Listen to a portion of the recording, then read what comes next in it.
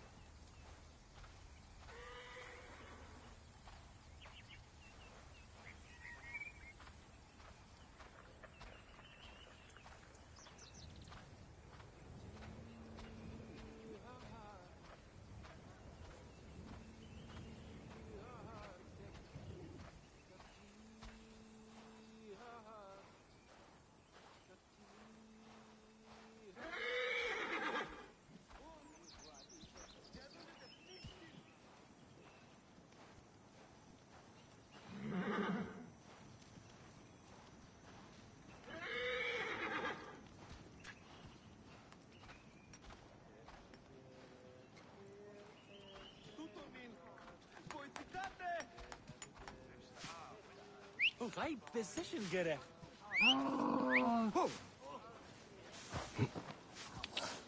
Yeah.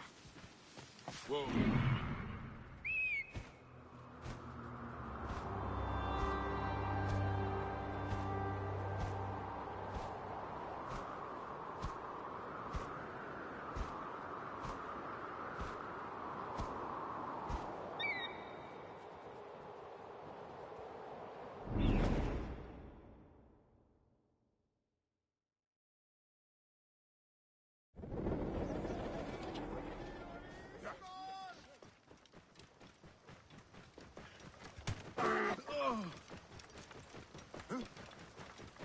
Continuat fratres!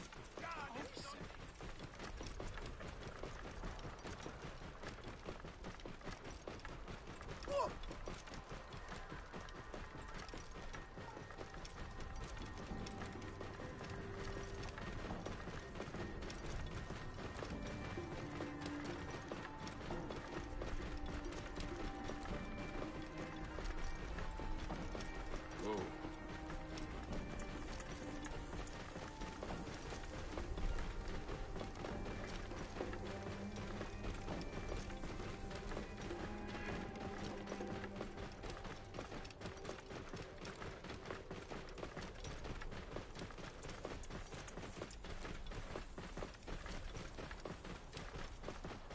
Achide iudicium puere, secundus.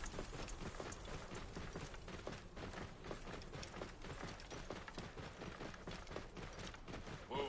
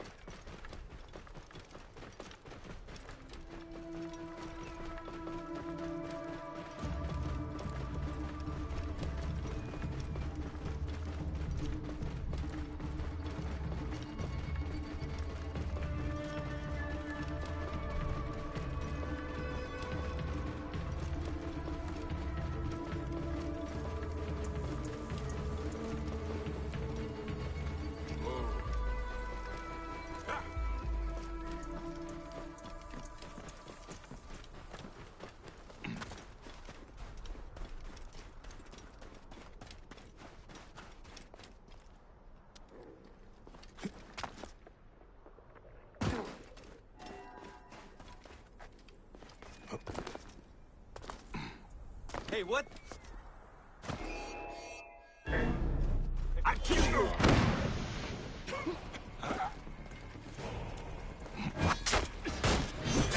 Dead, Two-Face.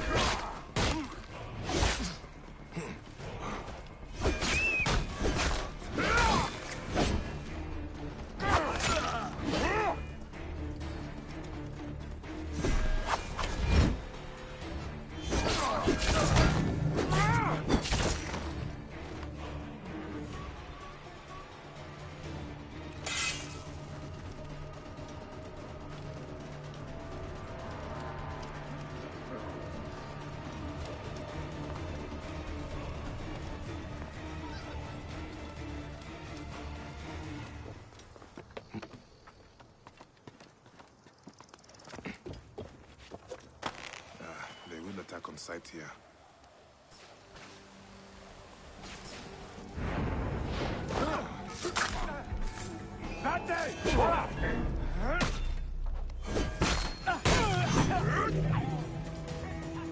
Hey, you here!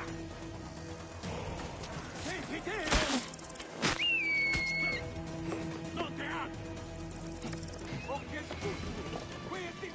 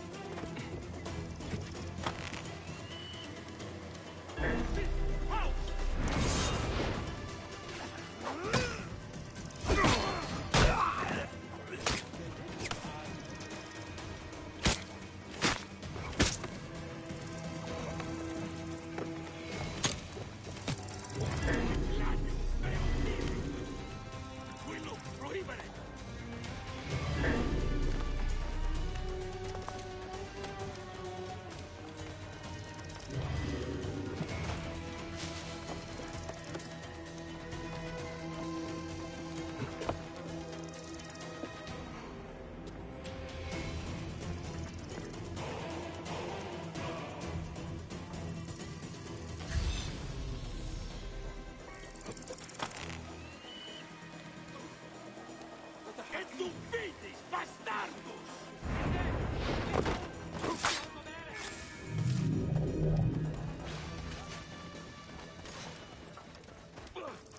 Semi.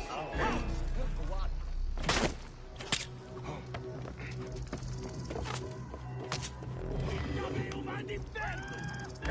Yuri and Dinia!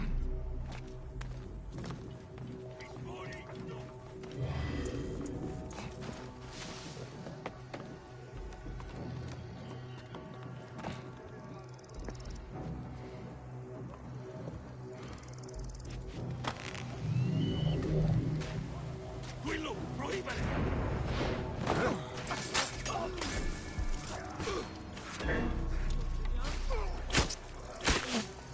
Non te ha!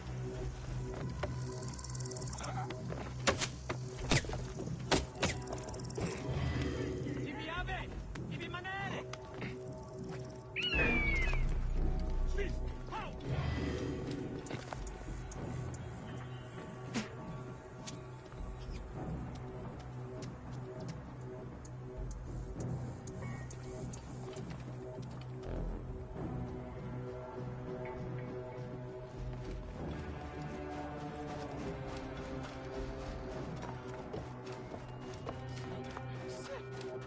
Che culo!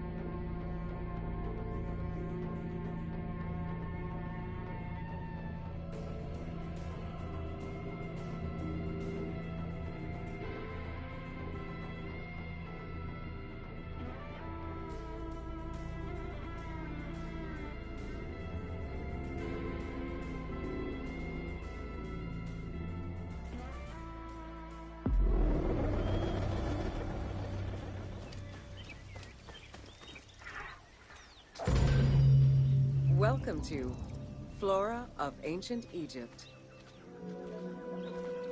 The climate and unique geography of the Nile Delta offered a wide variety of plant species. Many of these plants served as sustenance for ancient Egyptians and as crops for trade. The Nile's consistent seasons allowed Egypt to sustain itself for centuries.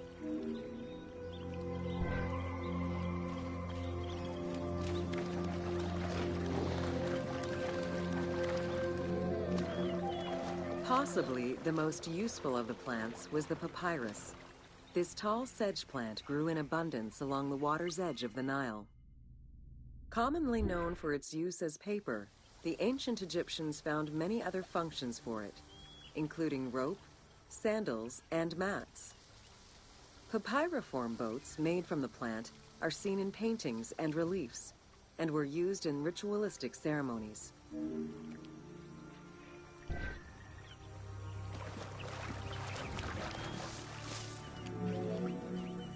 There were many types of trees along the River Nile, such as the date palm, carob, and tamarisk. The earliest fruit tree cultivated was the fig tree, followed by apple, pomegranate, and eventually olive trees during the era of the New Kingdom. Mango cultivation was the result of a late import from Asia during the Middle Ages.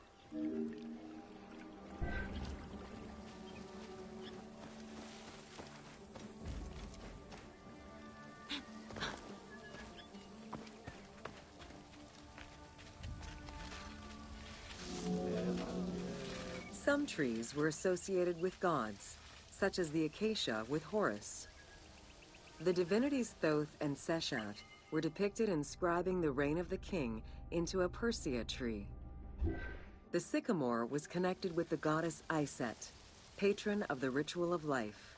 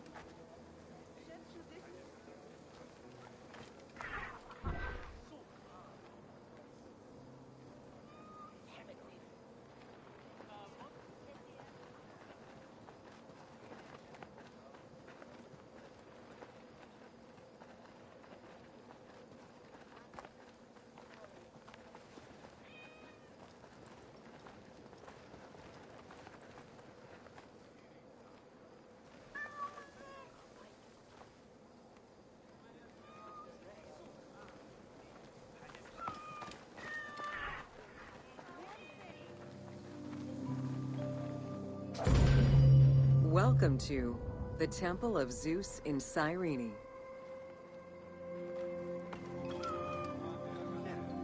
Que prazer.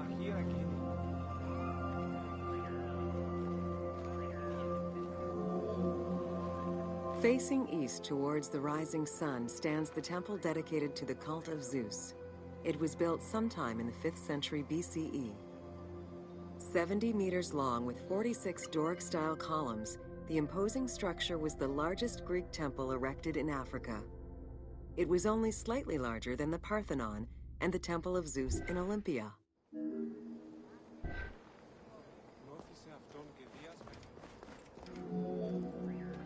The exterior was designed with the decorative elements common to Doric architecture. The dimensions of the columns were different, giving visitors an impression of uniqueness when viewing each facade.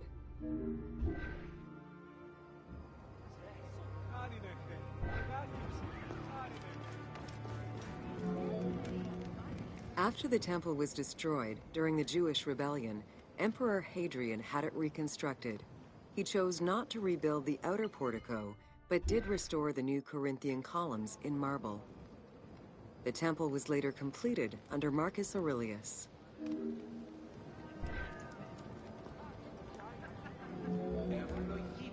In the time of Augustus, a faithful but smaller imitation of the Olympian Zeus was used to be worshipped. Hadrian then installed a new 12-meter-high statue matching the Zeus in Olympia. It was made of chiseled marble with the head, arms, and feet carved in the round.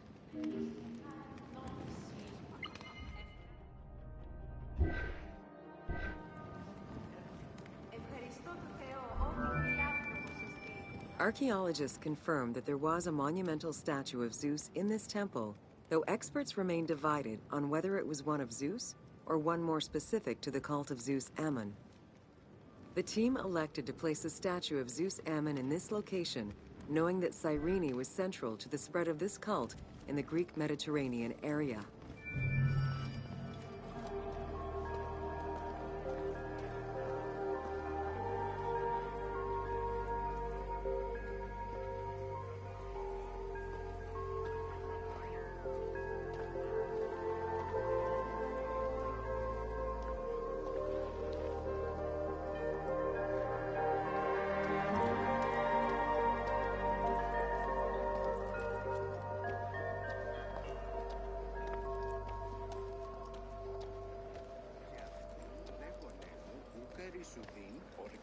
των θεών.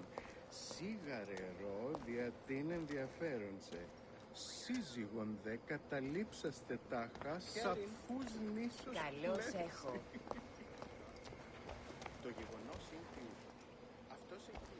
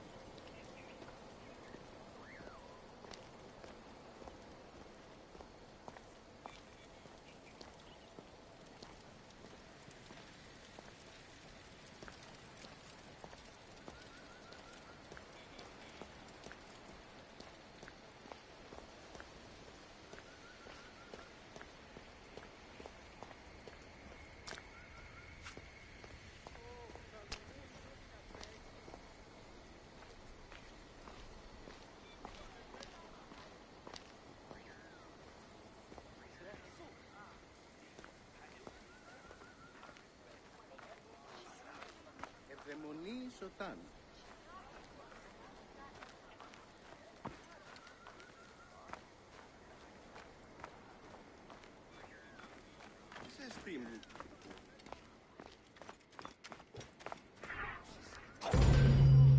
Welcome to Cyrene.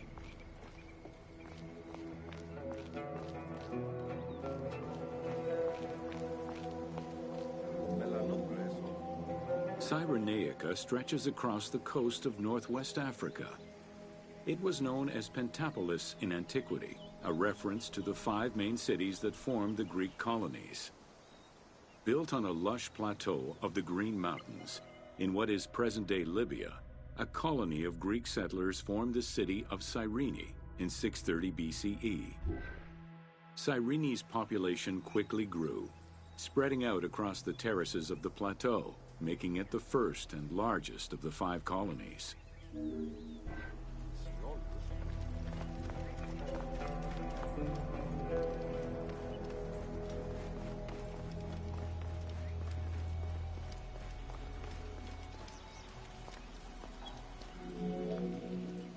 The city of Cyrene was founded by Batos Aristotle, guided by the Oracle of Delphi.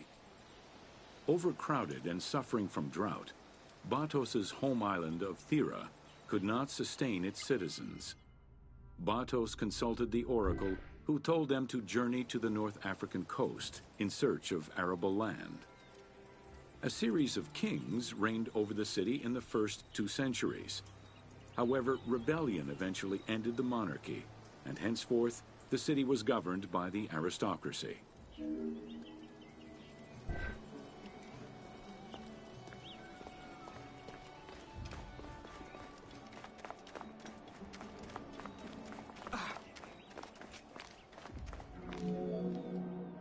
The key features of Cyrene were temples dedicated to gods, Apollo, Demeter, and Zeus, alongside Ptolemaic gods such as Isis and Serapis.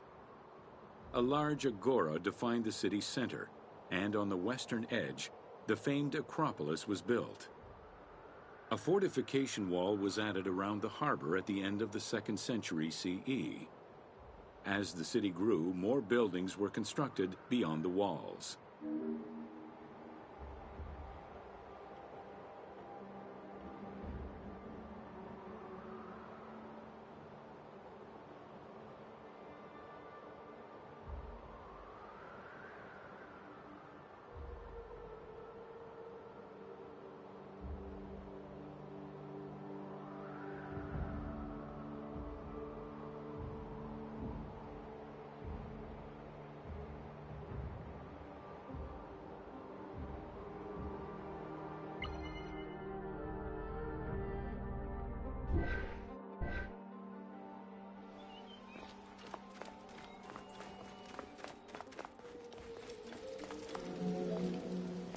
Under Roman influence, Cyrene became an economic powerhouse, rising in status throughout the Mediterranean. Cyrene's School of Medicine rivaled all others except for that of the Greek city Kos. Some of the great minds in ancient math, astronomy, and geography were born or established in the various schools of the city, which included an institute of philosophy founded by Aristippus, a pupil of Socrates.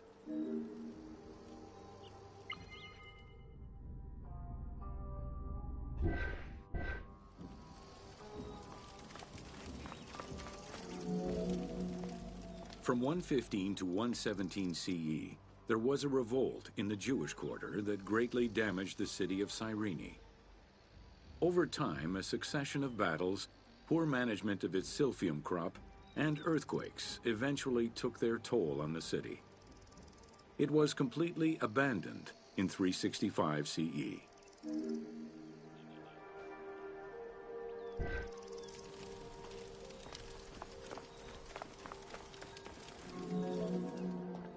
The nearby port of Apollonia was an ideal location, with its natural cove, sheltered by 2 islands and rocky inlets. Along with a lighthouse, the port was later equipped with quays and warehouses to accommodate the increased shipping traffic.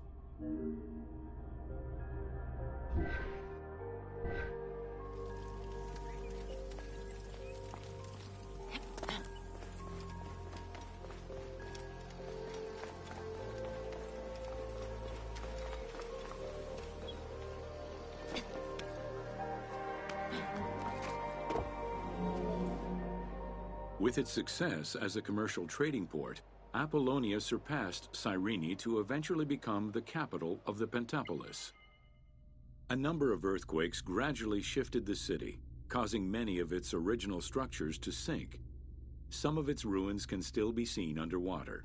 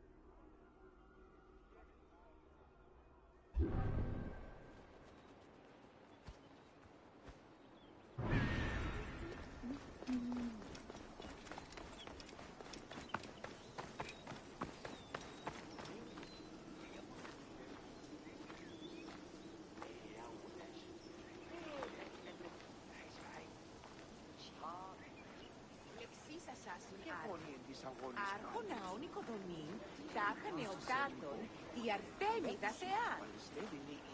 Εκεί κοούν εμπορέοι. Πρόρησης παρούσου δε πορέν, νοτιέτος μελίσσονται. Ουσίτε εκεί ενδοτέρω πράγμα διέπιν δειμνών, και ενδένο γεΐστατο εις εγκύτατε. Κάλιον δι μερόιν φευξίνε, από προς νυν. Ου λυθίστε, αλέως ουδιπερί επειράστε.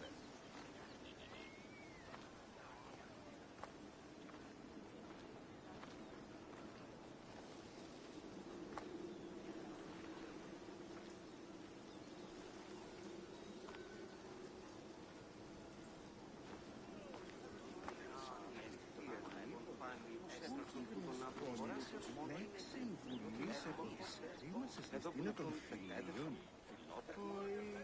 Ο Ιούγαρδι πιστεύει. Χάρινεχε, αγάπη ψυχή, χάρινεχε.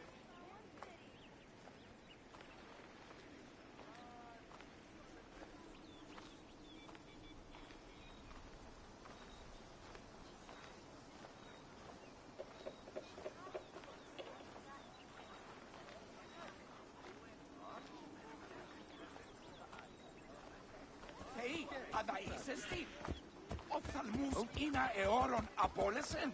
Την λέγονε, ευκαιρίνεσαι. Ορκαίος Ευθεμενοείς, οντάλ. καλώς έχω.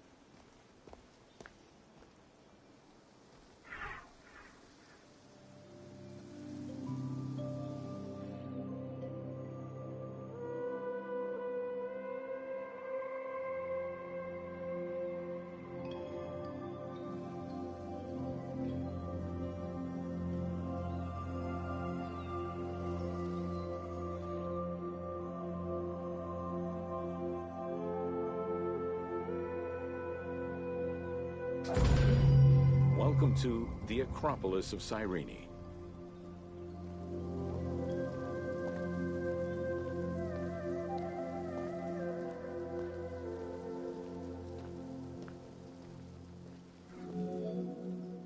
Located on the western edge of the city, Cyrene's Acropolis was smaller than the one in Athens, though its high vantage point provided protection for the city. At its entrance was a single door, flanked by 2 towers. An inscription, legible to this day, states that the walls and the citadel were restored in the time of Augustus.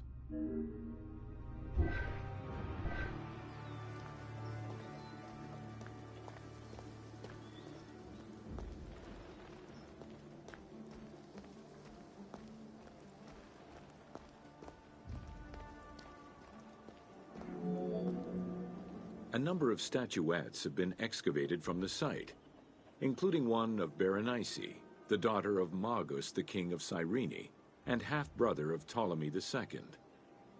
At the northeast tower, there is a sanctuary consisting of 2 small temples with a vestibule, and an altar believed to be that of Serapis and Isis. When the temples were excavated, archaeologists found traces of fire damage. However, there are no indications as to when this fire occurred.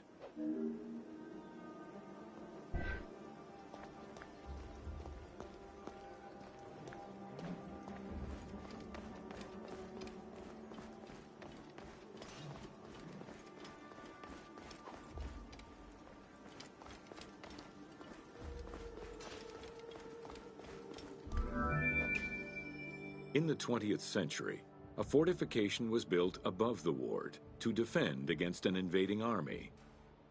It covered the ancient remains of nearby Roman houses entirely, and archaeologists have yet to fully excavate them.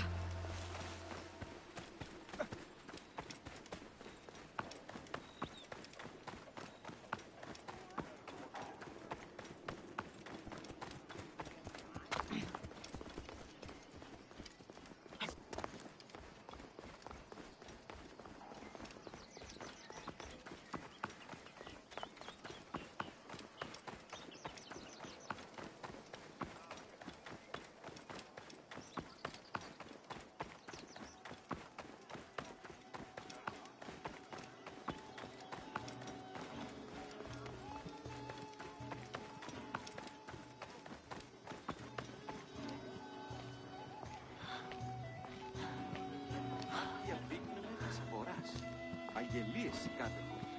Ηθοποιοί γάρ τραγωδίας εστιν εσάβριον ηθίκνητο. Οι πόλεις πάσα αλληρέθιστο.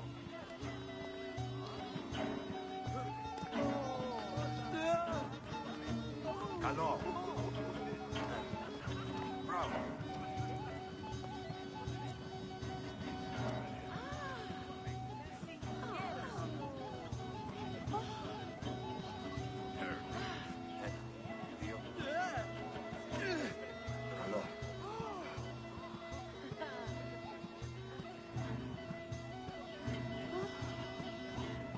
Ένα, δύο.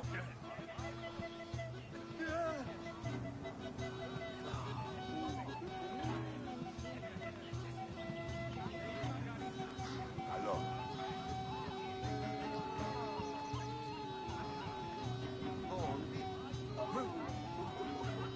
Καλό. Μπράβο.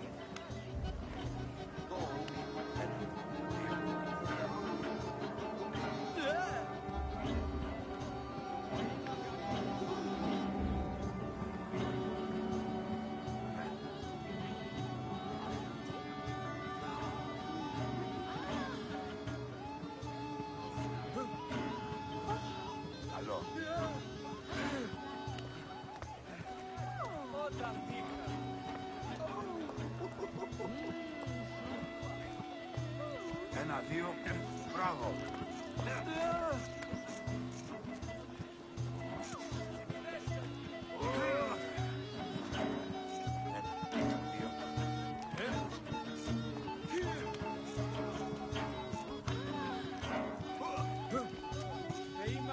Καλό.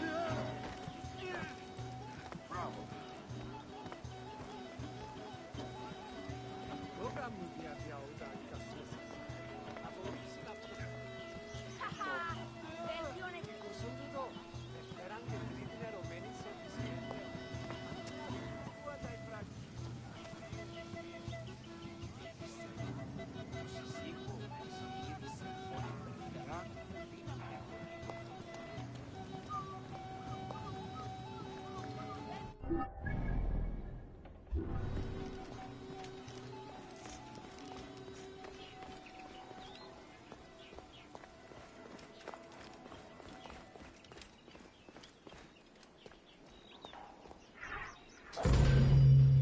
Welcome to the Gladiator Arena.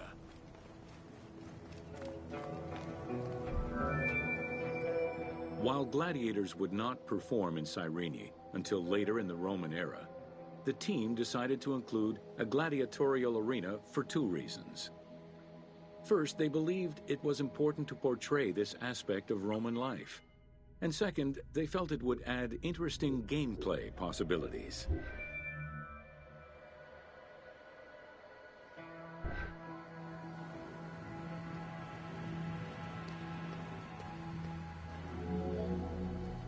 The first gladiators to enter the arena were prisoners of war.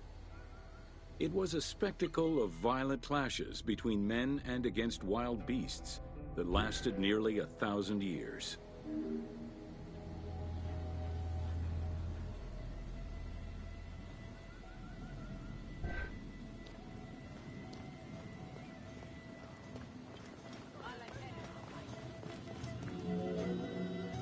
Eventually, volunteers began to enter the ring.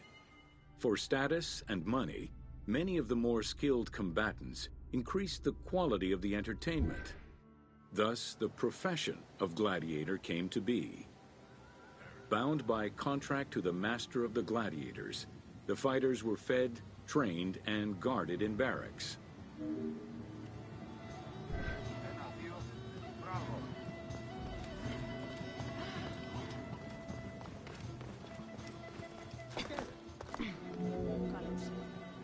Gladiators were separated into heavy and light armored fighters, each with their own set of specific armor and weapons.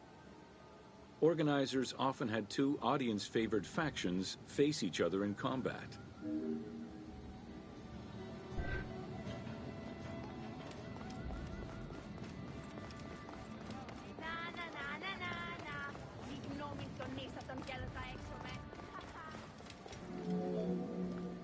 The events were highly organized.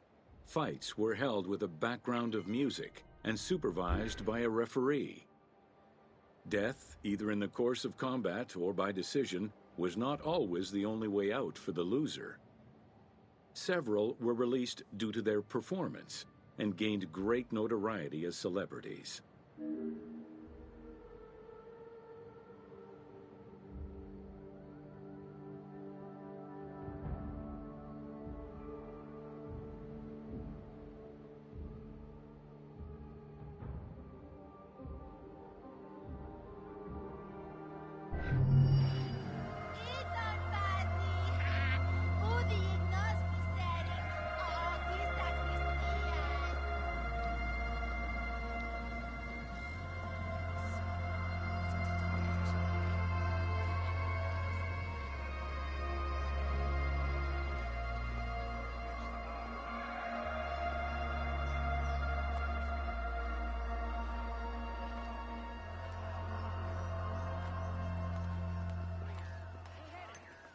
Τι πράττεις?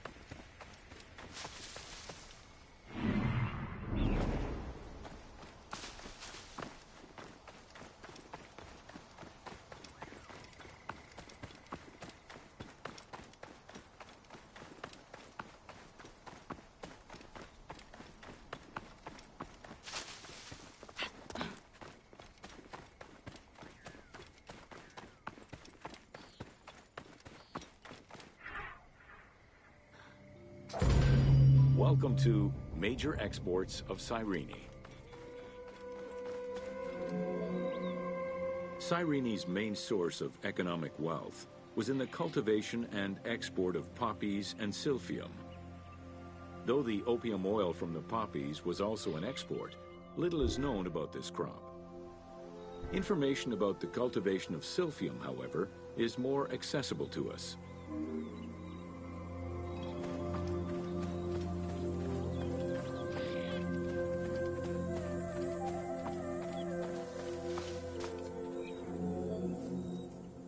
Silphium, with its yellow flower, was considered a gift from the sun god. Grown solely in this region near the Mediterranean Sea, silphium extract was exported at high prices and was so crucial to the wealth of Cyrenaica that it was depicted on their coins.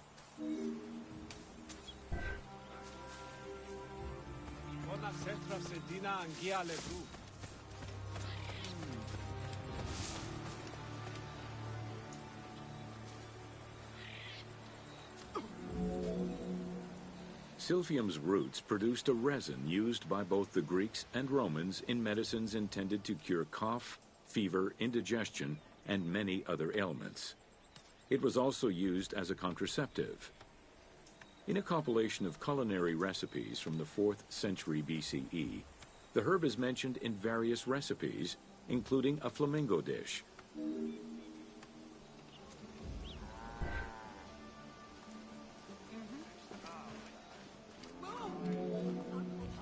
High demand, overexploitation, and possibly a shift in climate all contributed to the eventual extinction of silphium. The last mention of it dates from the 4th century CE, and to this day, no traces of this plant have been identified.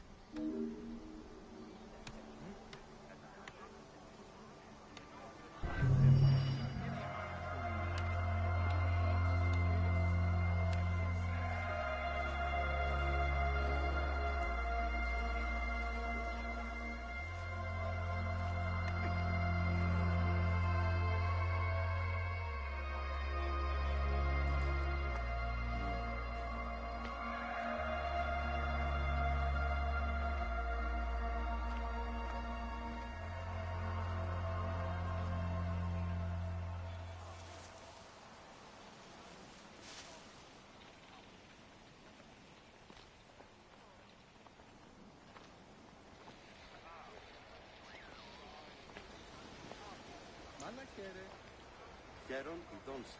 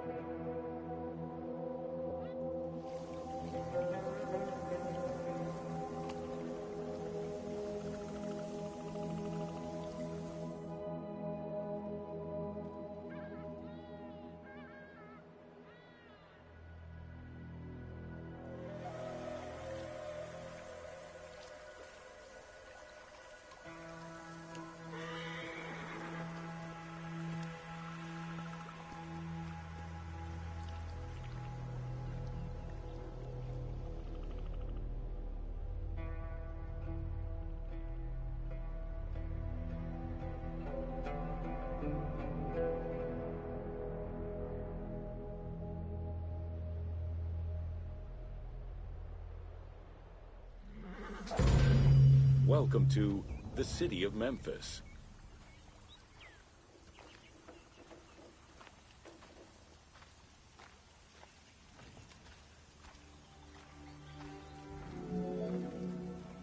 Throughout all ancient Egyptian periods, cities had one thing in common.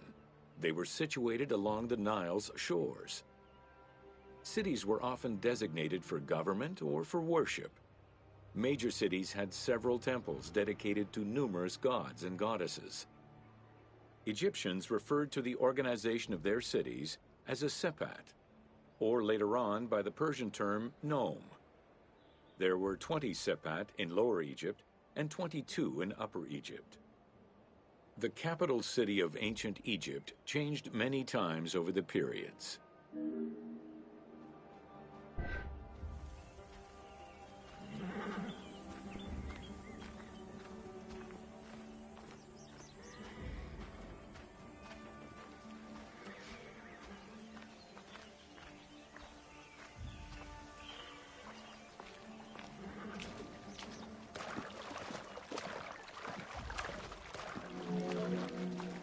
One of the largest was Memphis, located in Lower Egypt.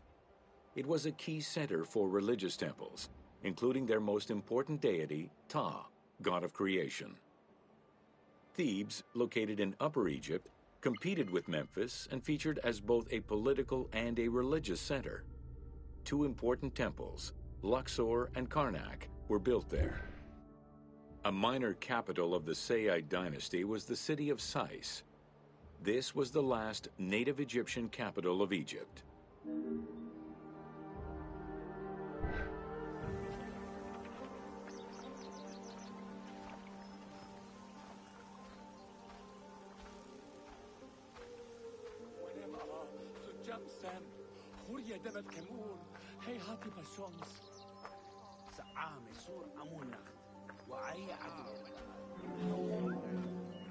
During the Third Dynasty, under Pharaoh Djoser, Memphis became the first religious and administrative capital of Egypt. Even when the political capital of Egypt decentralized itself, pharaohs were crowned in this sacred city in order to legitimize their ascension to the throne, up to and including Alexander the Great. Though little remains today save ruins south of Cairo, we can guess at the structure of the city, which stretched up to 5 kilometers in length and 2 kilometers in width.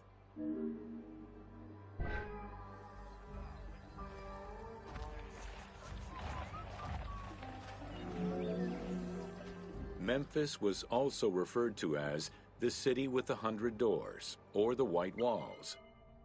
These names were in reference to the wall which surrounded the city. Under the protection of Ptah, god of craftsmen, the city was a thriving religious and economic hub.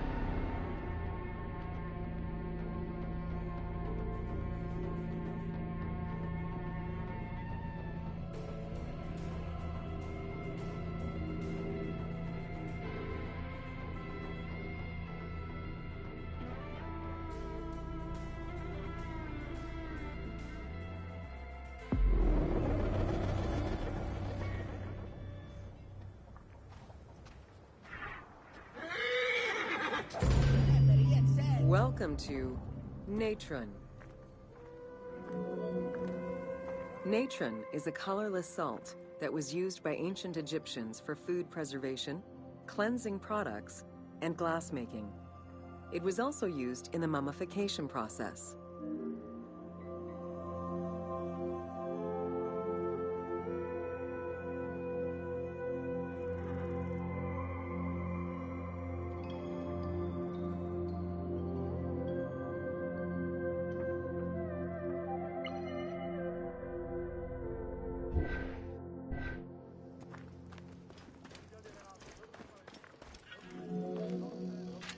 During the ceremonial embalmment ritual, the priests packed the body in natron in order to remove all of the moisture.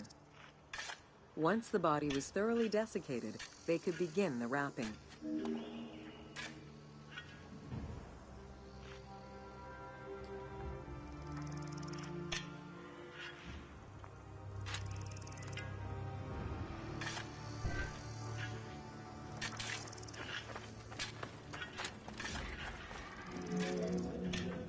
Natron was mined in Wadi Natron.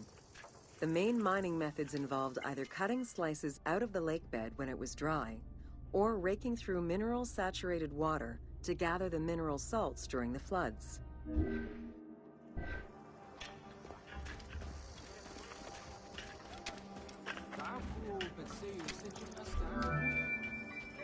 Both techniques are still used today, and inspired the team in their recreation of the mines located in the mountains northwest of Memphis.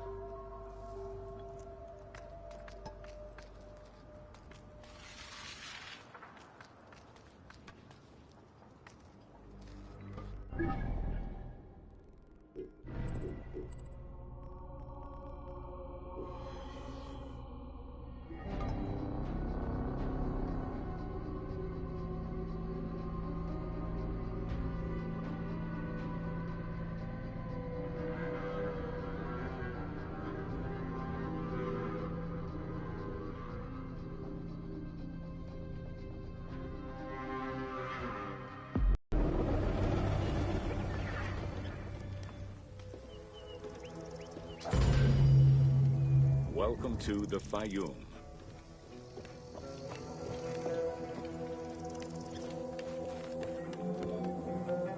The Fayoum Oasis is an enormous basin in the western desert that formed from the Nile's overflow. As such, it is not considered a true oasis, though it gives its name to the region, which covers Lake Morris. The oasis harbors some of the oldest archaeological artifacts of the region, indicating that the area has been inhabited by hunters and gatherers since the Neolithic period.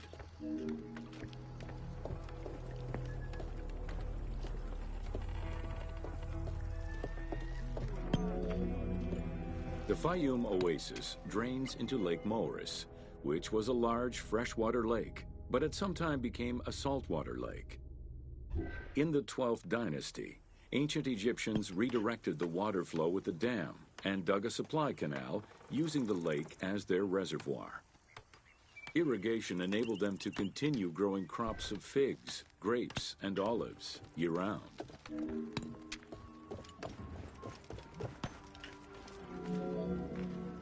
Reed boats, feluccas, triremes, and kerkeros were the most commonly found craft within the landlocked waters of Egypt. They were used for various purposes, ranging from daily fishing, trade, warfare, and travel, to the ferrying of massive stone blocks used to build the great monuments of Egypt.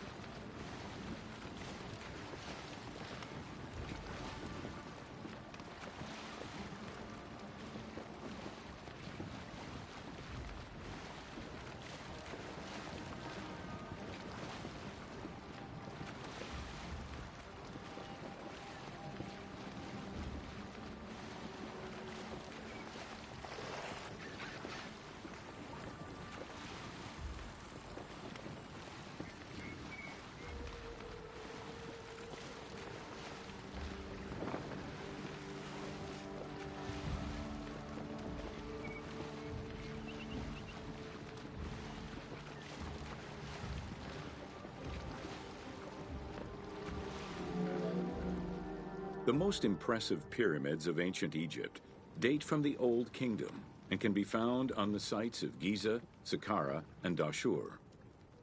However, one particularly famous pyramid of the time is located elsewhere. During the Middle Kingdom, some pharaohs chose the Fayum as their final resting place. One such ruler was Amenemhat III. His pyramid left a mark on the imagination of antique chroniclers. They refer to it as the Labyrinth, mostly due to the vast mortuary temple complex at the foot of the pyramid. Herodotus mentioned that he had visited 12 courts and over 3,000 of its chambers. But he was also well known for being prone to hyperbole.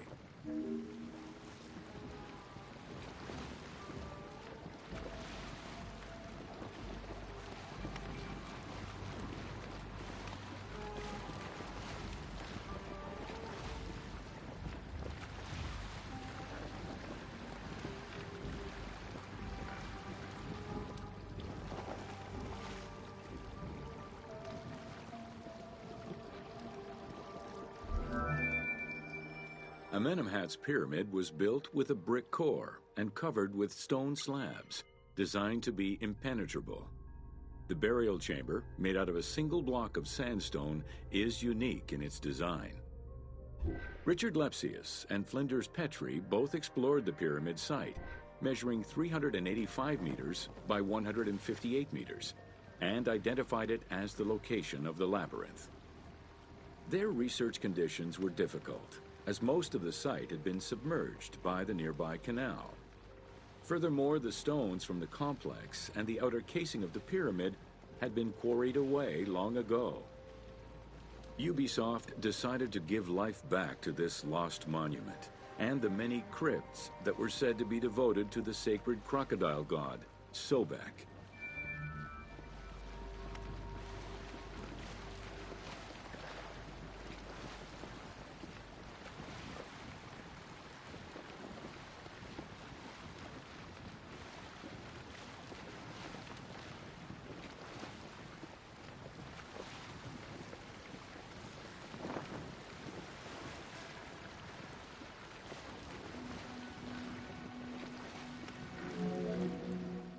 Founded during the 5th dynasty, the site was popular during the 12th dynasty under the name of Shedet. During the Ptolemaic era, the metropolis was named Crocodilopolis by the Greeks, in honor of the crocodile god Sobek. During the Greco-Roman era, the Clearchs, soldiers of the Ptolemies, settled there after their military service and expanded the irrigation systems. Irrigation and water distribution tripled the arable land and turned the city into a lush and rich area. 27,000 inhabitants lived in its precinct at its height. The city's location was strategic in controlling the many small waterways connecting to the main canal, and thus the Nile.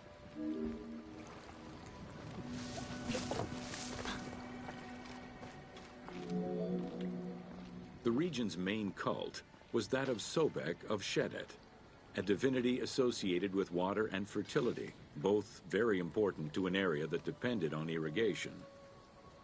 Many local villages had the title Town of Sobek added to their official designations. During festivals, ancient Egyptians recited hymns to Sobek, asking for his divine intervention. Greek settlers and later Romans would help the Temple of Sobek's economy to flourish by adopting the local embalming mortuary rites. Their sarcophagi were beautifully painted and adorned with amazingly realistic portraits.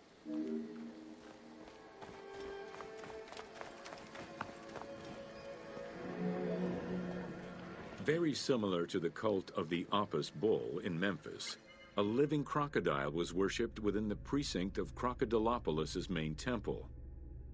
Known as Sobek to the Egyptians and Sukkos to the Greeks, it was reported by Strabo that priests fed it with meat, wine, and honeyed milk.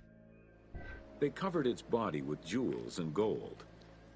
After its death, it was embalmed and placed within the crocodile's grotto, alongside thousands of other mummified crocodiles.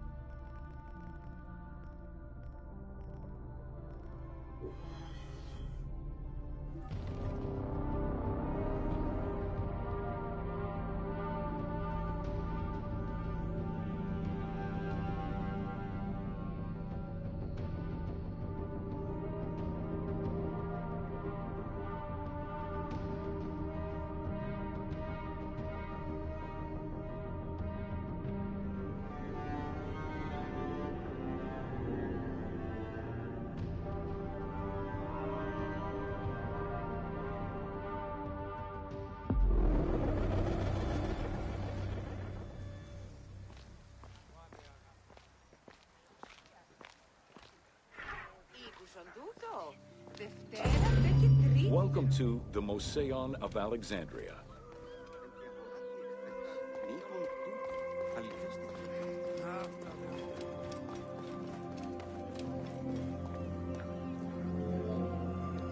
The Moseion was a sector of the city commissioned by Ptolemy I to rival Athens' Academy as an institute of intellectual pursuit.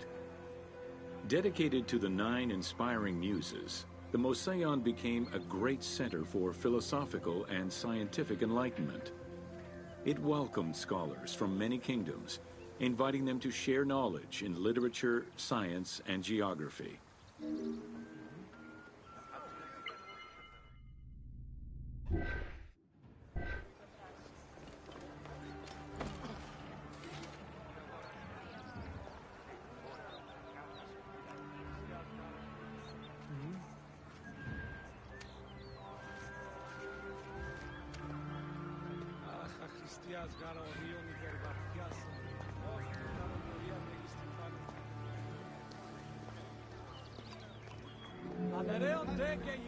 The Moseion was designed so that its buildings and grounds would accommodate free thinking, debate, and presentation.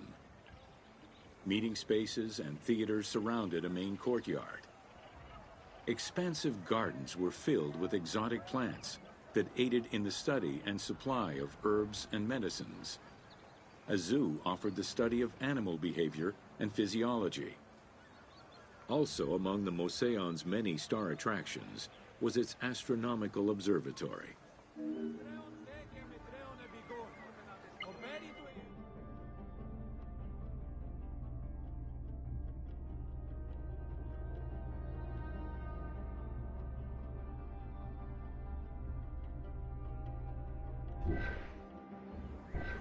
Ανθρωπέαν πιστεύονται, δεούτον εγνοησέθε, όπως εγωέαν σεράπιν είδα γερά ελεού ανταλλάσσαθε, πραξέωνα, ημών, ιερεύγεσιν τοπική ενέδεδεν στημέν, προσημέν, καϊωσήν. Herophilus was a physician who lived most of his life in Alexandria.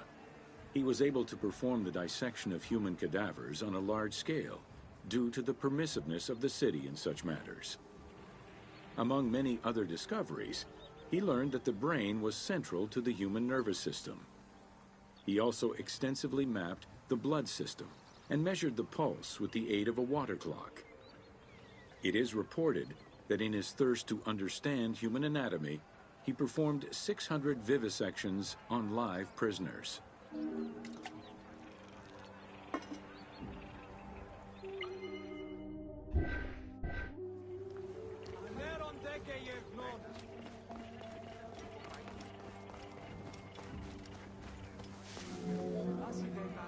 In order to be free to pursue their research, scholars were fed and housed at the Moseion at the government's expense. This freedom provided Alexandria's scholars a meeting space for intellectual pursuits and a haven for spiritual peace.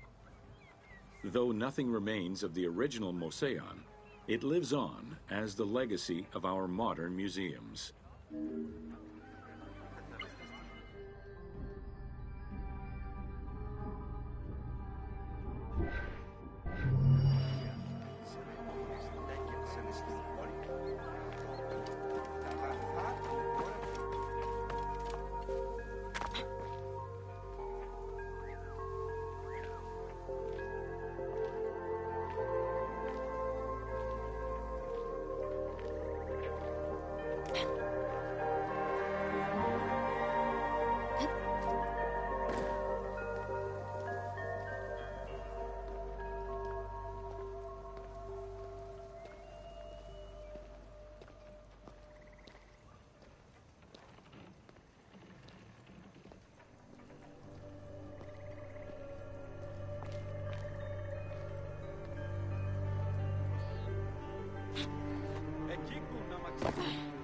Εμπορεύς τότε κουνάκι, σταμάξεις και είναι ηλικίων πέτεων διασκέπτων.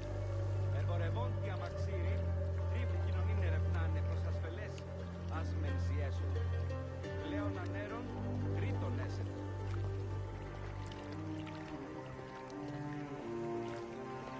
Διπόρεων αγγέλους ματιούτων.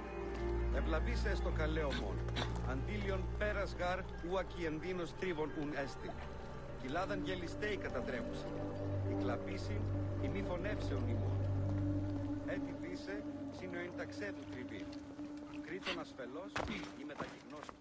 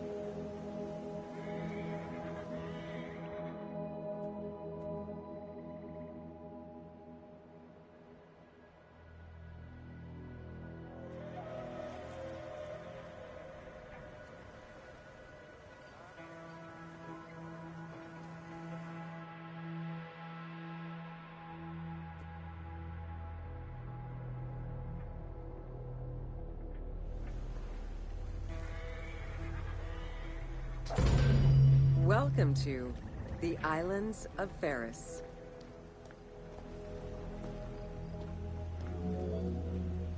The Heptastadion was a bridge-like causeway connecting the island of Ferris to mainland Alexandria. Its name is based on the Greek terms of measurement, hepta, meaning 7, and stadion, which is a measure of length of roughly 180 meters.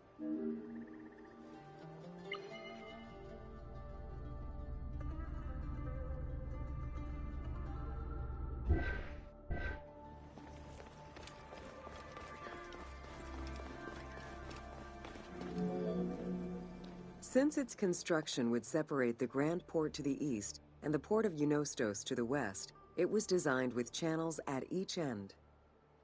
These openings allowed passage from one port to the other.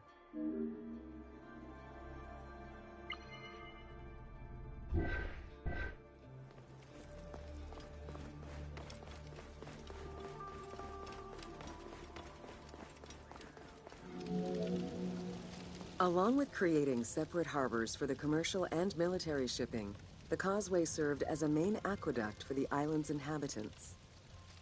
Its presence also helped protect the island and its ports from rough wind and sea currents.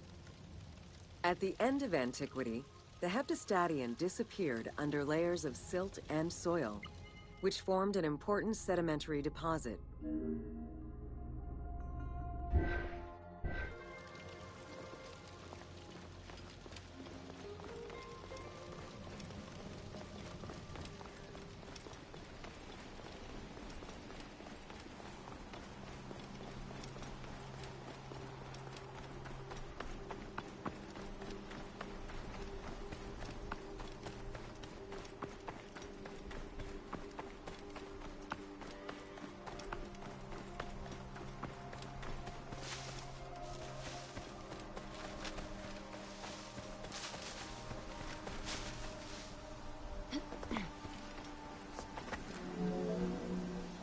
While the Serapeum was the most celebrated of the temples in Alexandria, many other temples were built within the city.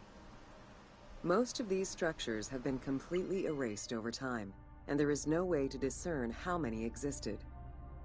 However, research of ancient papyri offer tantalizing hints as to the possible location of at least some of the temples.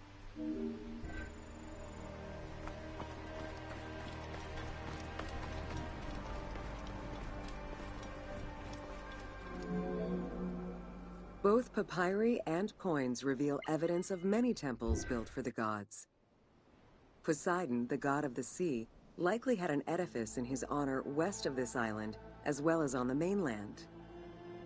This temple next to you is dedicated to Isis Feria, the divine protector of the lighthouse. This location hosted annual celebrations in the month of April, known as the Sacrum Feria, in connection to the lighthouse. In her incarnation as Iset Fortuna, the goddess carries a rudder and a cornucopia, both symbols of good luck for navigators.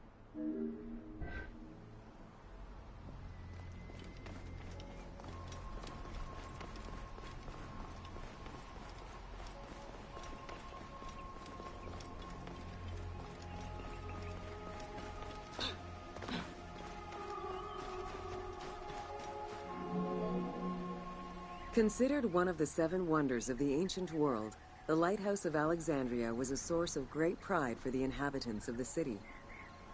Construction began under Ptolemy I's reign and lasted 15 years. It was completed during his son's rule. Once completed, the lighthouse was dedicated to the gods for the salvation of those who sail the sea.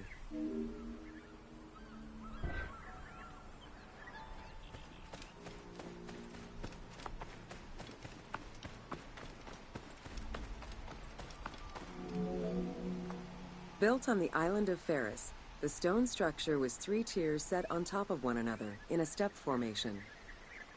The second floor consisted of an octagonal tower, and the top floor was a cylindrical tower topped by a statue.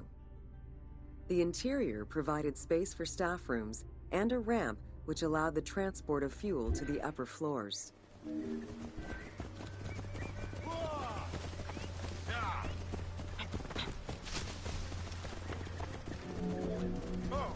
Essential to safe navigation through the rifts and shallow waters, the Pharos was a functioning lighthouse, with a beam reportedly visible 50 kilometers away. It's unclear what kind of fuel was used or how much.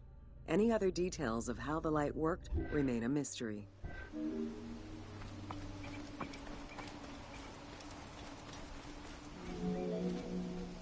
For several centuries, the Pharos was one of the highest monuments ever built by man.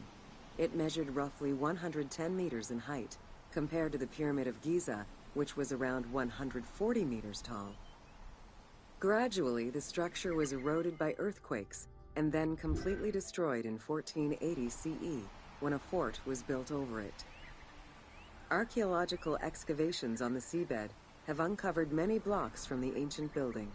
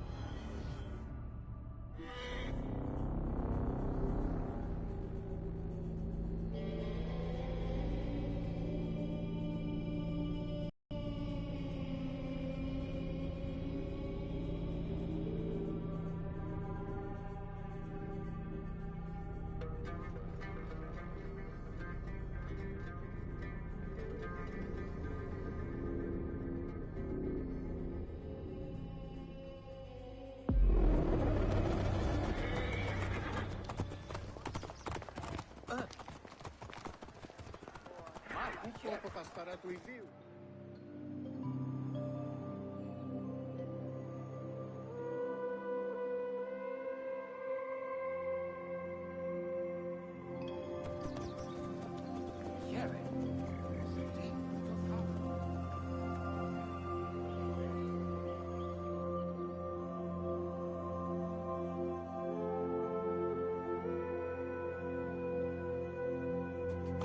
There is so much to discover. Welcome to the Serapion of Alexandria.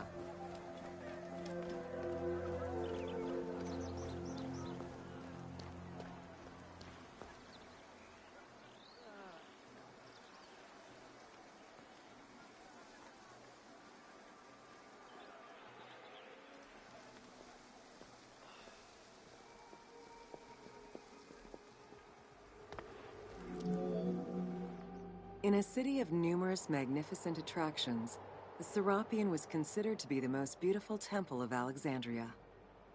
Located southwest of the city on a small hill known as the Acropolis, the sanctuary was constructed during the reign of Ptolemy III, upon foundations which had existed since the reign of Ptolemy I Soter.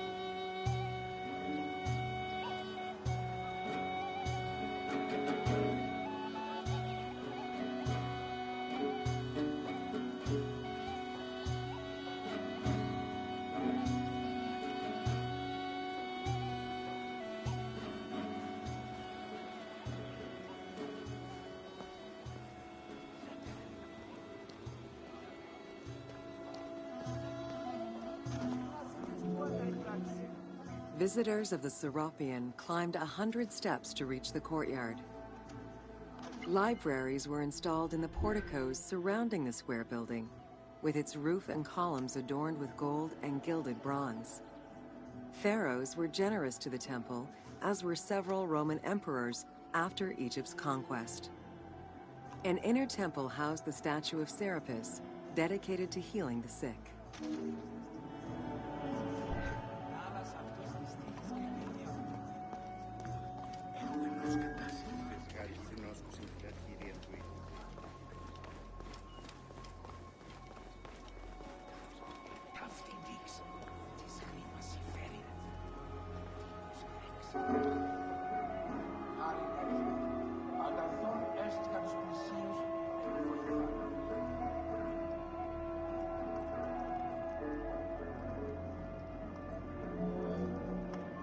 Since the 26th dynasty, Greeks in Egypt had gradually integrated the Egyptian cult of the Apis bull to their own rituals.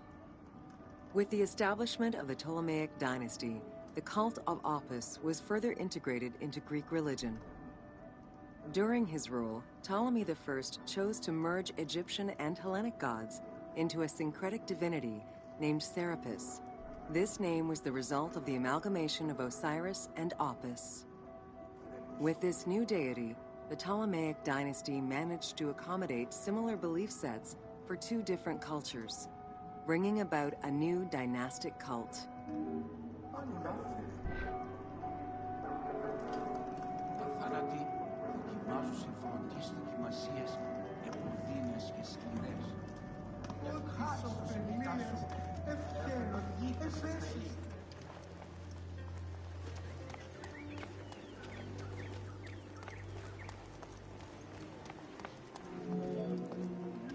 Serapis was also associated to other deities, including Asclepius, a Greek god of healing. It is possible that, as with the Serapis Temple of Canopus, the sick would visit this sanctuary, sleeping there overnight in the hopes of being healed within its hallowed halls.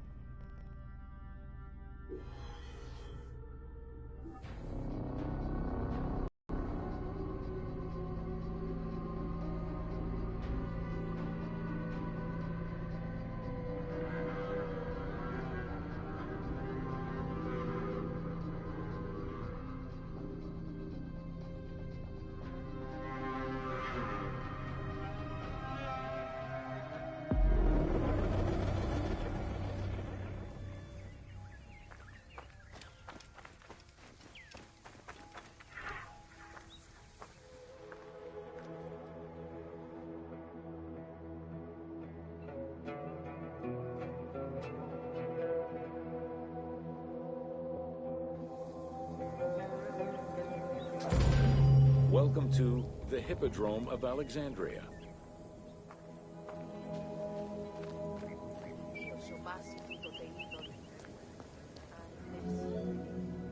The main hippodrome of the city was called the Legeon, in honor of Lagos, the ancestor of the Ptolemies.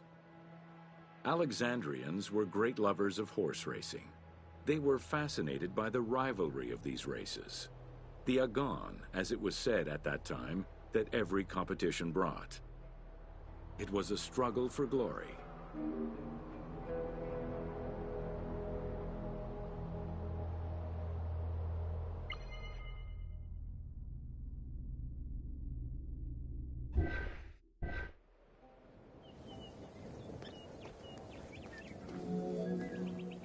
The most important chariot race was the Tethrapon.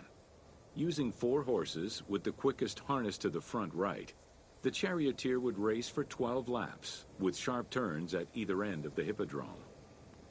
The victors were crowned with garlands of olive and received prize money, but the most sought-after reward was to be acclaimed by the works of poets, such as Callimachus and Pindar.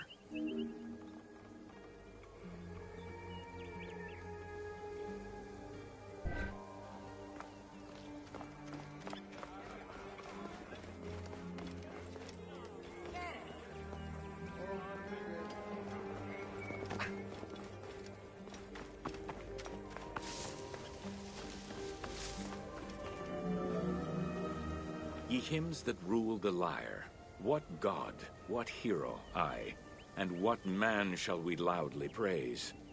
Verily Zeus is the lord of Pisa, and Heracles established the Olympic festival, while Theron must be proclaimed by reason of his victorious chariot with its 4 horses. Theron, who is just in his regard for guests, and who is the bulwark of Akragas, the choicest flower of an auspicious line of sires, whose city towers on high, bringing wealth and glory to crown their native merits.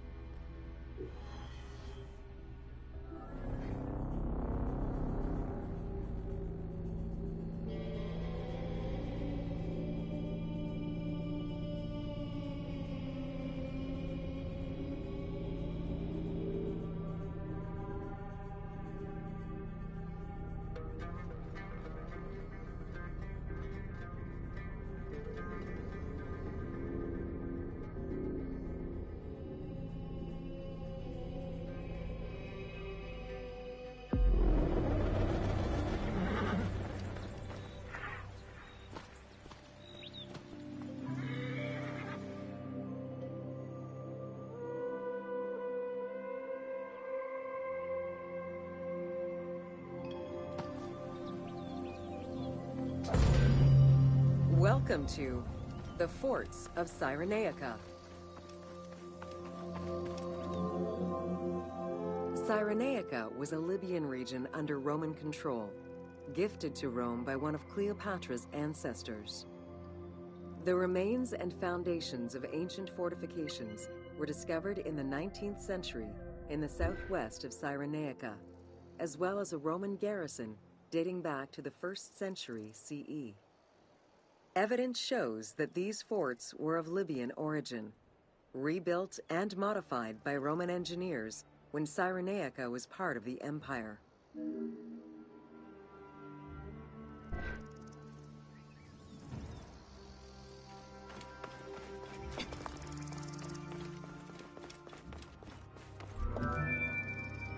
Stone was the most commonly used material to build forts in Egypt and Cyrenaica. Though no real proof of a fortress similar to the one before you has been uncovered in that region, the team chose to add it as a worthy and awe-inspiring end-of-game challenge for the player.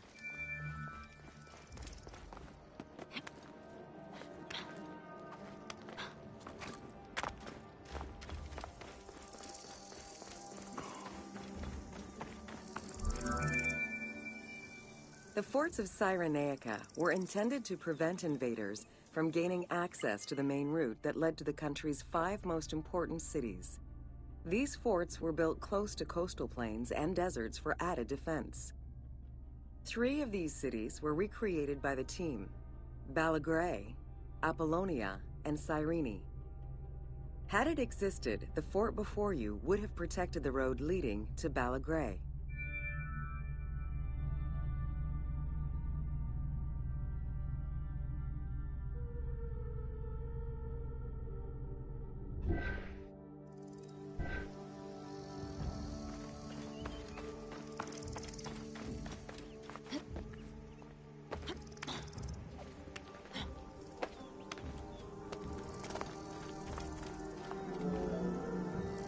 Other than reference to an attack around 404 CE and a military reorganization by Emperor Justinian during the 6th century CE, we still know little of the Roman military presence in Cyrenaica.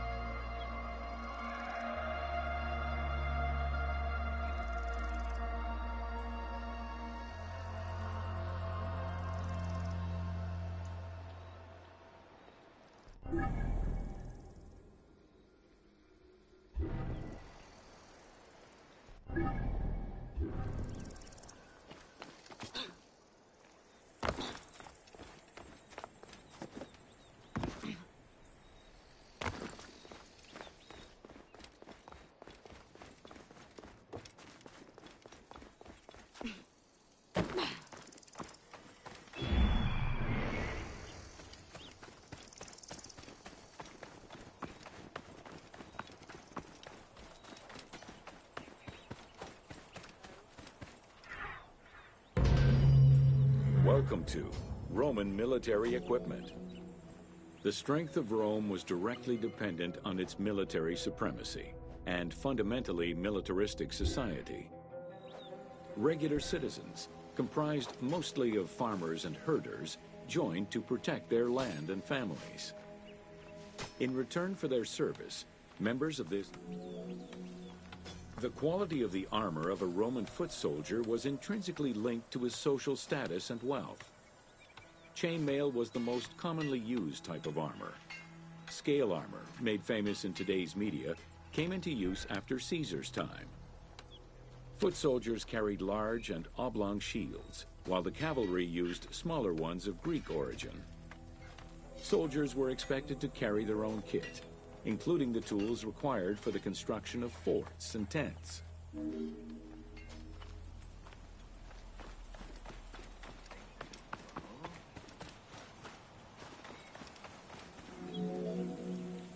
Roman soldiers used the same types of weapons.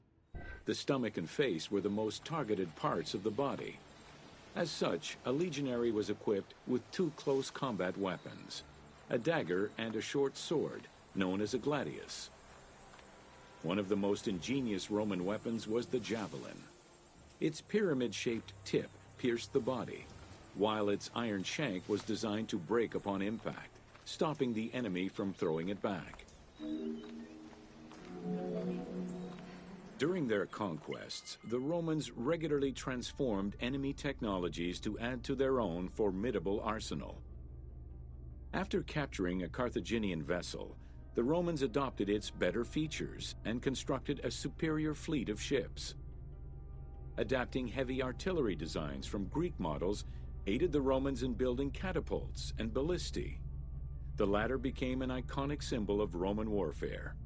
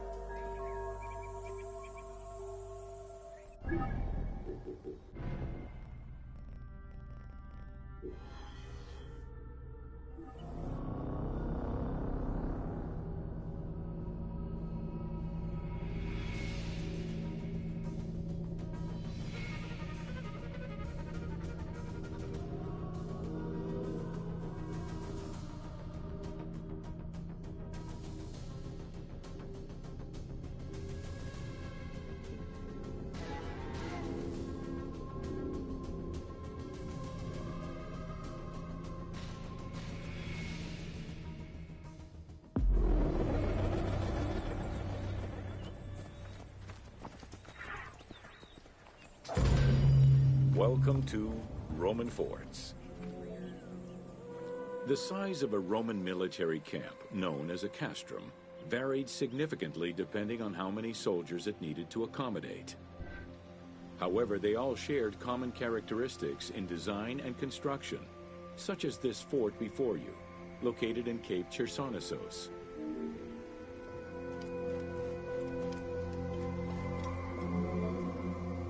Rectangular in shape, the forts were heavily fortified by ramparts and a ditch system. The walls were reinforced with parapets, essentially an extension at the roofline which allowed a protective barrier for patrolling soldiers. Depending on the availability of materials, some forts were built with stone, timbers, stacked turf, and particularly in the eastern part of the empire, baked brick.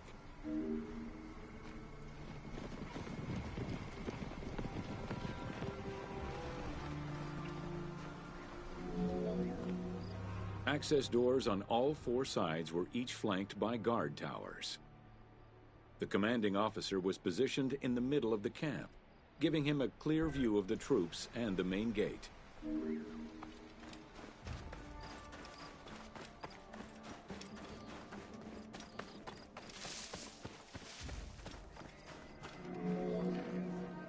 Along with sleeping barracks for the soldiers, the fort also had a granary that was expected to hold rations for a year or longer. To ensure the health of the soldiers, every camp was equipped with medical staff and a hospital. A clean water supply with conduits for a bathhouse and latrines was included in the construction of every fort.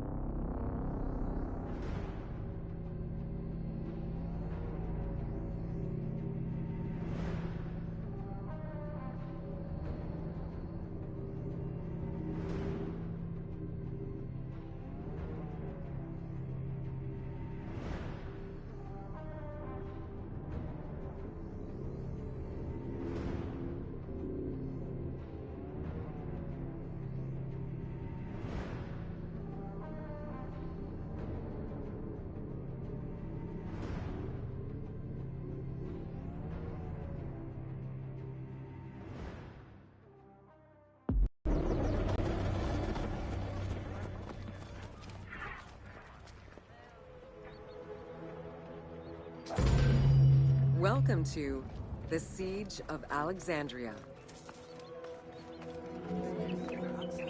Among the collection of writings attributed to Julius Caesar are his descriptions of the Siege of Alexandria, the Gallic Wars, and the commentaries on the Civil War.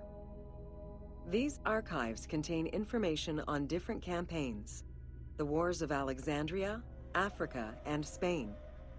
Each of them recounts Caesar's military activity from 58 BCE to 45 BCE. Though Caesar's documents remain a main source of information, it's important to note that the perspective is limited. It is necessary for other historical documents to be taken into consideration to provide a better understanding of events.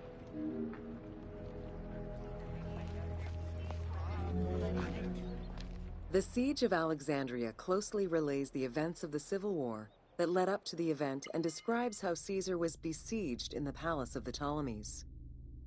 Other ancient authors have left equally valuable and sometimes contradictory information.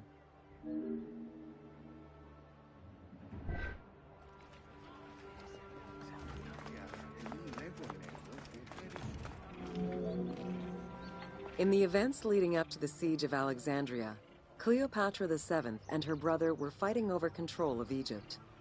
Young King Ptolemy XIII's regent, Pothinus, had firm control over the young pharaoh, and an outmaneuvered Cleopatra soon went into hiding. This set the stage for Pompey's arrival in Alexandria. Having lost his battle against Caesar in 48 BCE, the Roman general turned to his allies, the Egyptians, for safe harbor. But on the advice of Pothinus, Ptolemy XIII had Pompey assassinated in the hopes of earning Caesar's favor. This would turn out to be a most unfortunate decision.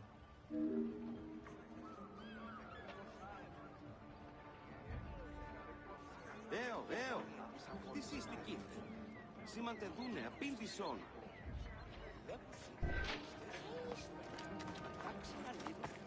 Άνθρωπε, έρθατε ίστη. Upon his arrival in Alexandria, Caesar was presented with Pompey's head. The sight of a Roman murdered by Egyptians did not sit well with him. Caesar made his displeasure clear, ordering the return of Cleopatra, and for the siblings to resolve their differences and resume their co-rule of Egypt, as per the will of their father. Neither Pothinus nor Ptolemy XIII wished to accede to this demand. While doing his best to aggravate Caesar, Pothinus secretly plotted against the Roman ruler and sent word for Egyptian general Achilles to bring his 20,000 men to fight on his behalf. While Pothinus plotted against Caesar, Cleopatra made a bold move.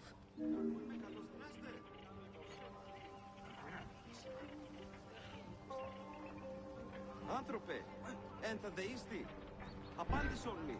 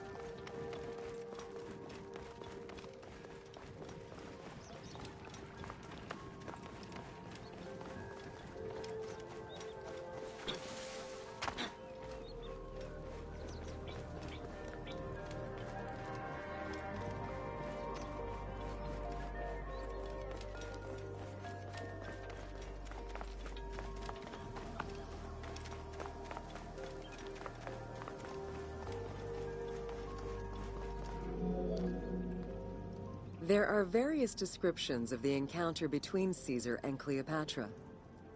One report states that she snuck into the palace alone at night. Another account claims she was accompanied by an ally and was brought inside the palace wrapped in a carpet bag. Though exactly what happened at this fateful meeting is up for debate, what is known is that Cleopatra met with Caesar and earned his approval. Pothinus and Ptolemy XIII were most vexed with this turn of events.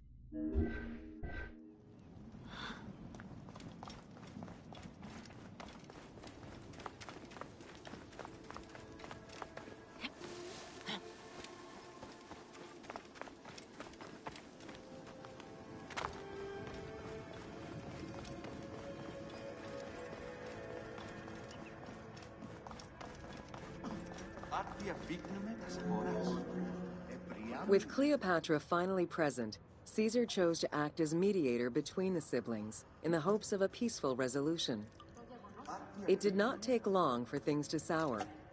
During a banquet given to celebrate the reconciliation, there was an assassination attempt on Caesar. It was the Roman leader's own barber who thwarted the attack. Once it was revealed that the king's regent, Pothinus, had ordered the attack, Caesar had him executed. He then placed the young king under guard.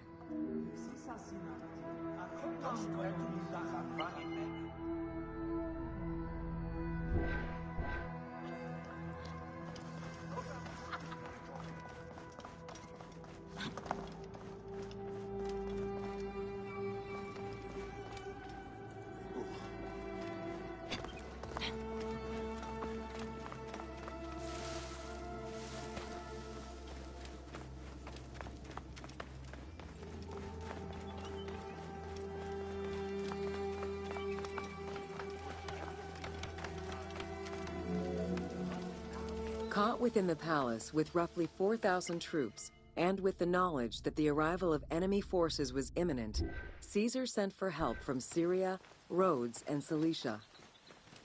He ordered his men to dig a ditch around the palace and build a wall leading to the harbor. This would ensure Caesar's access to the sea. When Egyptian General Achilles arrived in the city with 20,000 men, the battle for Alexandria began.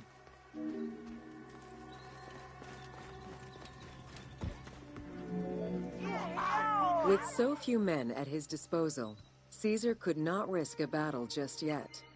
He sent ambassadors to Achilles in the name of Ptolemy to propose a truce.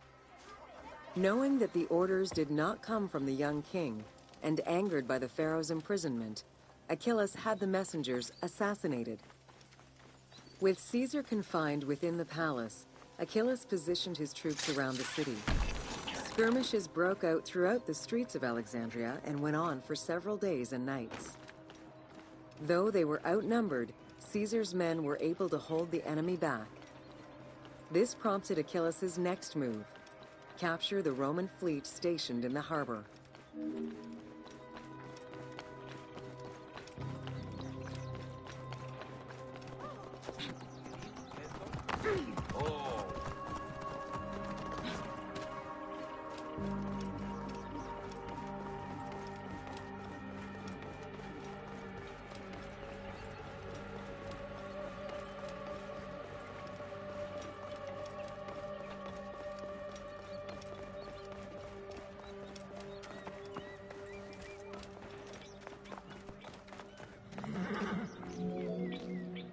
Although the palace offered protection, losing the port meant the end of help and supplies. Caesar knew he had to protect the fleet. While he and his troops succeeded in regaining control of the port, he knew it would be impossible to sustain. Caesar ordered the burning of the ships.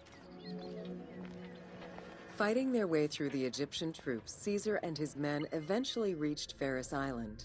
There, they took refuge within the lighthouse. With easy access to the open sea, Caesar was able to send messages to his allies requesting reinforcements and more supplies. The island fort also allowed him to control access to the harbor by relying on the chains used by the Egyptians to control ship traffic to and from Alexandria's docks.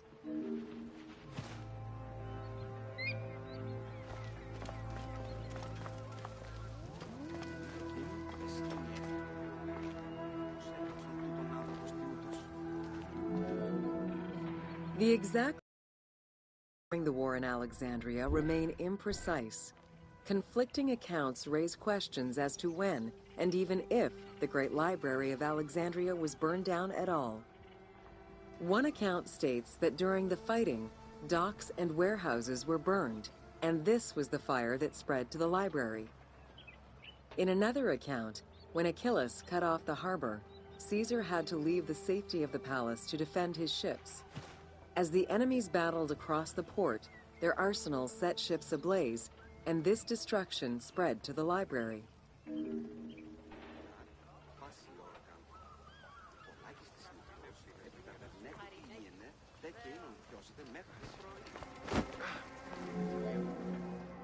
In either case, the Great Library was not completely destroyed. Experts point out that its location was too far from the harbor, and much later texts refer to the Great Library as being intact. Warehouses near the harbor contained manuscript copies awaiting export, and it is more likely that these documents were destroyed than the Great Library itself.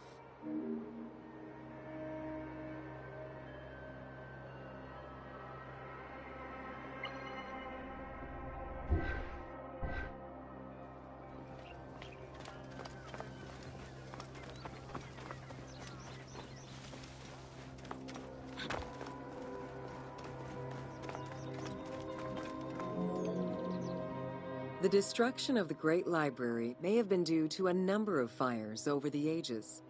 Its end was probably closer to the 4th century CE, when the Christian Emperor Theodosius I ordered the closure of all pagan temples. While some documents survived after being moved away, it remains unclear just what knowledge may have been lost.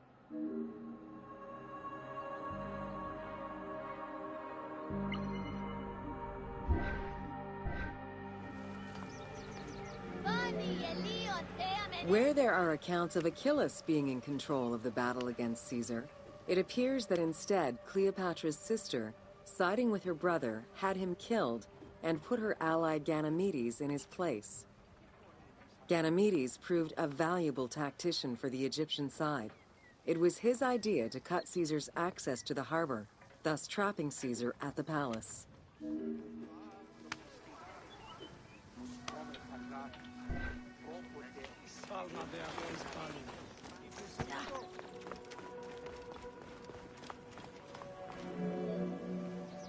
During the time of Ptolemy I, canals had been dug throughout Alexandria to provide fresh water. Ganymedes had his men take control of these canals. After isolating their own water supply, he had his men pour salt water into the canals and cisterns that led to Caesar's camp.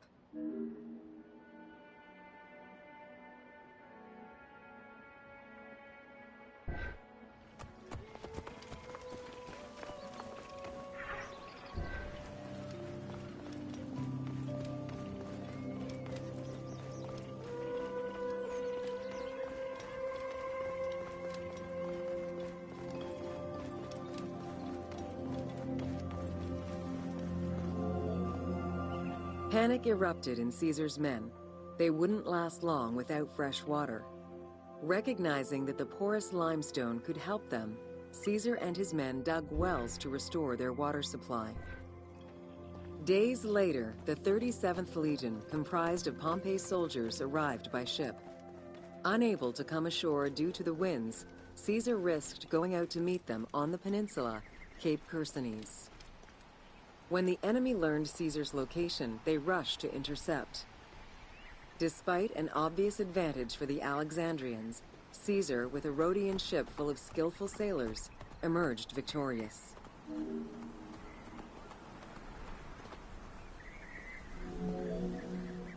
With help from the Allied ships, Caesar's victory enabled him to push the Egyptians back and secure the lighthouse.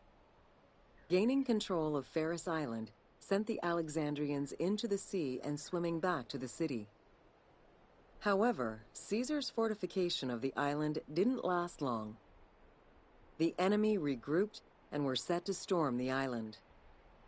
Panic-stricken, in spite of Caesar's encouragement, many of his men then fled their posts, either by ship or jumping into the sea.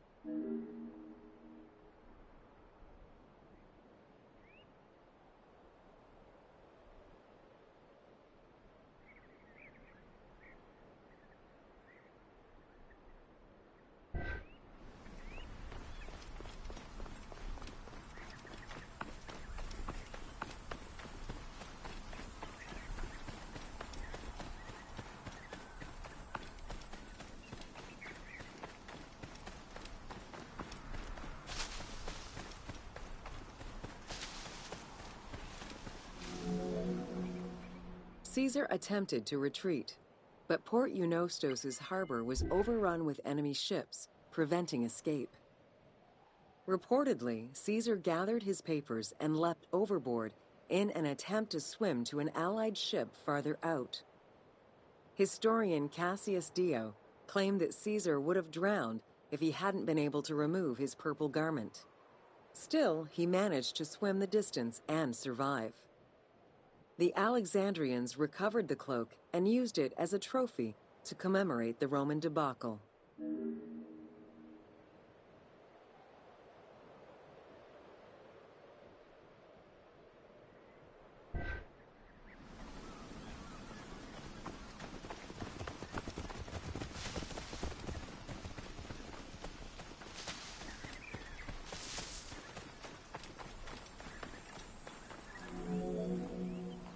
Unhappy with Ganymedes and wanting their king restored, the Alexandrians approached Caesar with a compromise. Caesar agreed to release Ptolemy XIII after entreating him to spare the kingdom and remain loyal to Rome. Once freed, however, the king defied the agreement and continued the war.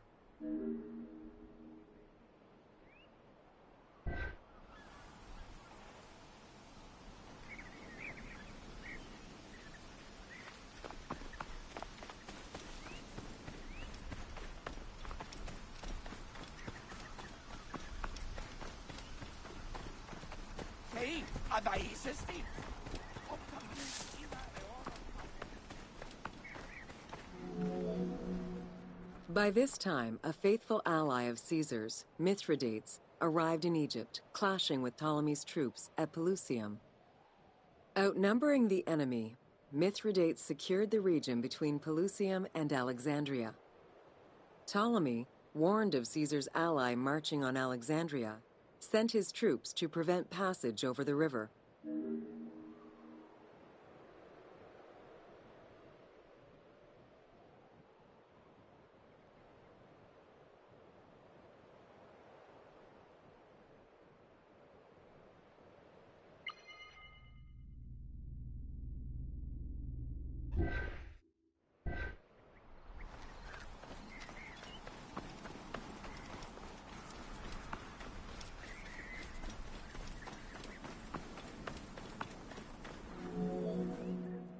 Mithridates warned Caesar in time, and the two groups confronted the armies of Ptolemy in the Delta. In the Battle of the Nile, the Romans gained the upper hand, sending the Egyptians fleeing. In the tumult and panic, King Ptolemy XIII drowned in the Nile.